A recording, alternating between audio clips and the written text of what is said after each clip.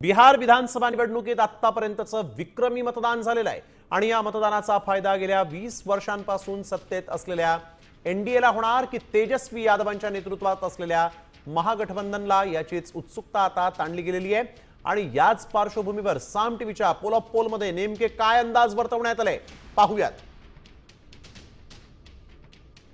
साम टीव्हीचा pole of pole आपण बघतोय। यावेळेसची सगळ्यात महत्त्वाची बातमी, एनडीएला 147 ते 167, मेट्राइज एजन्सीचा हा पोल आपण बघतोय। महाआघाडीला महागठबंधनला 70 ते 90 जागा मिळतील, जेएसपीला 2 तर इतरांना 5 जागा मिळतील असा हा मेट्राइज एजन्सीचा पोल सांगतोय। एक्झिट पोलचे हे आकडे आता समोर येऊ लागलेले आहेत। बिहारमध्ये कोण पुन्हा सत्तेत येणार हे पाहणं महत्त्वाचं आहे। पीपल्स प्लसचा हा पोल एनडीएला 133 ते 159, महाआघाडीला महागठबंधनला 75 ते 101, जेएसपीला 5, इतरांना 2 ते 8 जागा मिळतील।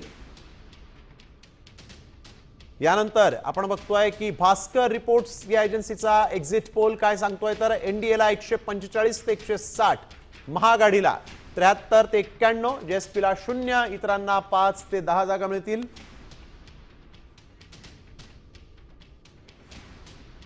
पुन्हा एकदा पाहूयात मेट्राइजचा पोल। मेट्राइजचा पोल आहे यावेळेस एनडीएला 147 ते 167 इतक्या जागा मिळतील अशी शक्यता आहे, तर महाआघाडीला 70 ते 90 जागा मिळतील असा मेट्राइजचा एक्झिट पोल सांगतोय।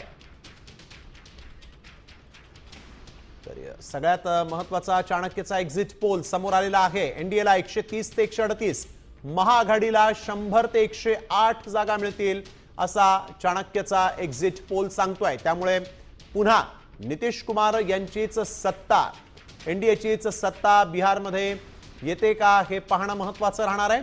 एक्झिट पोल सध्या एनडीएच्या दिशेनं, महागठबंधन जे आहे त्याला मात्र 100 किंवा 108 चाणक्यचा एक्झिट पोल। पीपल्स प्लस चा एक्झिट पोल आपण बघतोय, एनडीएला पुन्हा 133 ते 159, महाआघाडीला 75 ते 101,